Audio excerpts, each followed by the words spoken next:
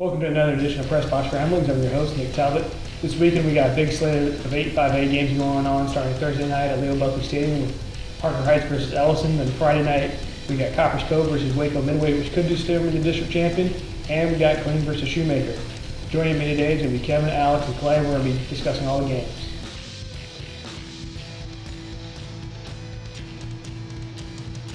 I'm joined now by Alex. We're going to break down the Thursday night matchup at Leo Buckley Stadium between Harker Heights and Ellison.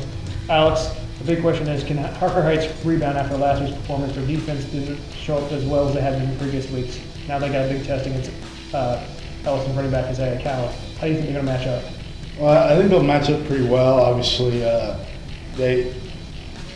talked to Coach Mullins over Heights. Biggest thing Killeen took advantage of, they have two of the quickest backs in the district. And they felt pretty good about the way they shut down the pass against Killeen, but they couldn't do both things. And honestly, the defense was on the field for a majority of the time because Killeen was just running the ball consistently. And anytime you run the ball and you get the clock, that leaves the defense out on the field longer, tires them out, obviously. And when you're not converting on offense like Heights has been prone to do, it hurts the team all the way around. So it's going to be a challenge. Cowan, that's what Ellison likes to do. They like to, run him 25 to 30 times a game and let him get his 200 yards and eat up clock and then keep the defense on the field. So it'll be a test for sure. Hopefully helping Harker Heights keep their offense on the field this week will be the return of Marcus Henderson II. Talk about what that can do for that offense. Oh, he's a guy that has everybody kind of excited over there. Even last year, when he emerged kind of last 4 or 5 weeks of the season, really came on and just showed right away that he's the complete back. He's a guy that can hit a hole fast and keep going, and he's not going to get brought down by one tackle. Arm tackles are not going to get it done. So he's a guy that can get into that second, third level, absorbing contact and keep going forward, which anytime you can keep charging your legs ahead, you're going to get positive yards. That's kind of what Heights has been missing all year. They've been missing that guy. They've had Terrence Goodwin and Tyler Brown, who have been serviceable and been good players for them. And both had 100-yard games already this season, but it's made it hard because neither one is the complete back that Marcus Anderson is. So if he's back and he's healthy, and they think he is, it could be a game changer. All right, both these teams really need this win. Who gets it? I think Heights gets it just from history. Obviously, Ellison has struggled to do anything consistently outside of just running the ball. They've had better success offensively, obviously. Heights has only scored 24 points all year, averaging less than a touchdown a game, and then been shut out once. So, Ellison has the advantage there, but I just think Heights' defense is just so much talented that they'll get their stuff that they need to. I think with Anderson back, the offense will convert a little bit more. It'll be close, but I think Heights will pull it out. All right, don't forget to check out that game tomorrow night, Thursday, at kdspressbox.com, where we'll have the live audio feed as well as a chat with all of our writers.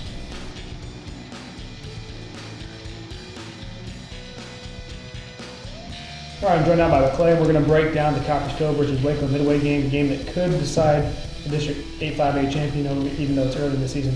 Clay, Cove really hasn't been challenged this season. How do you think they're going to react to that, and what do they need to do to kind of get over the fact that they've been blowing teams out? Yeah, well, that's the big question is how will they respond in a tight situation, which this will probably be. They're obviously not going to walk out and just walk over Midway. They're going to have to play a good game, and so far, outside of the A&M Consolidated game, they've really jumped on people early. You take away A&M Consolidated, they've outscored people 74-7 in the first quarter, and the 7 came in the second game against Waco, who they ended up beating 43-7. So they've really been good both offensively and defensively early, and they're going to have to probably play without having that advantage, that cushion that they've grown accustomed to. All right, and one thing that is going to be a challenge is the Waco Midway's option. How do they defend that, and is Coach's defense been able to really stop anyway? Yeah, they're really going to have to be disciplined. Obviously, it takes a lot of discipline from a defensive standpoint to guard or to play against an option. And from seeing Midway last week, they have a lot of good options. Their quarterback, he's not a spectacular runner, but he's serviceable and he can do it. And then they've got just a ton of options in the backfield where they can go. So Cove is really going to have to be disciplined, and they're going to have to play their assignments, and hopefully not get beat long. I think it would be key as well. They don't want to get sucked up too much into the running game and get beat long. So discipline's going to be the key. All right, at the end of the night, who's staying and who has the best shot to the district crown? Man, it's going to be a battle. I think right now you've got to give the advantage to probably Midway. From everything they've shown, they've won some big games. They beat A&M Consolidated, who beat Cove, if you want to play connect the dots. But they've proven themselves, and I think this will be a kind of a proving game for Cove. Friday night, we're either going to look and we're going to say, wow, they're better than we expected, or we'll be like, you know, they basically are what we thought, which is a good Cove team, but second or third in the district. All right, and don't forget to check out that game on kdhpressbox.com, where we'll have live audio as well as a chat with all of our writers on Friday night.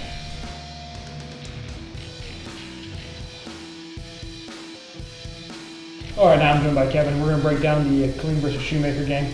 Kevin, what do you think is going to be instrumental in this game? Obviously, two of the district's best running backs here. I think what's going to be key is going to be the defenses of both sides. Killeen has given up more rushing yards than any other team in the district, which is going to kind of open the door for Johnny Jefferson to have that breakout game that he hasn't had since district 8-5-8 game started. And then Daniel McCants on Killeen's side, he's turning a lot of heads. He kind of burst onto the scene last year coming into the playoffs, but he has really just owned that feature back position at Killeen High School. And I think he's turning some heads and he's doing some good things. Ran for more than 200 yards against a very good Harker Heights defense last week. So I think it's going to be which running back can get the most done and who can get in the end zone the most. Over under a number of rushing yards you think we're going to see? Ooh, we could see upwards of about 600 yards total. That's kind of what I'm looking at, to be quite honest with you, about 600 yards rushing, because neither defense is very stout stopping the run, and both offenses can run the ball very well. All right, that said, Shoemaker and Killeen have both been working on their passing games. What do you think they need to do to be successful in that realm, to kind of give that extra dimension, maybe put them over the top and score more points? I think on Shoemaker's end, they just need to get some confidence. They've got the playmakers, but that team has relied on Johnny Jefferson for so long that I'm not sure the other players know how to carry that load themselves. These are guys that are used to blocking for Johnny Jefferson down the field. Maybe they're not used to turning around and expecting a pass to be there. So that's something they've got to adjust to being a receiver first and a blocker later. On Killeen's side, I think it's just going to have to come down to the receivers and quarterback Garrett Gaskamp getting on the same page. They haven't looked good at all since the season opener. The receivers have dropped a lot of passes. Gaskamp has thrown some horrible balls, to be quite honest with you. That passing game at Killeen has just suffered quite a bit. So I think the pieces are there for both teams. They just got to get the pieces put together. All right, this is a big game for each of them district-wise and trying to maintain that playoff race. Who has the upper hand, do you think? I think Killeen does, only for the simple fact that they're coming off a really big win last week over Harker Heights. Shoemaker on the flip side, they're coming off of a beat down by Copperas Cove. So I think just experience-wise, Killeen has been in these kind of make it or break it games before, and Shoemaker hasn't. So I think Killeen's going to kind of know what to do. Plus, Killeen's got history on its side. They've never lost to Shoemaker yet. So I think Killeen's going to come out on top just because of the experience factor, and they've got the pieces and the pieces know what they have to do. All right, thanks, Kevin. Don't forget to check for that game on kdhpressbox.com this weekend.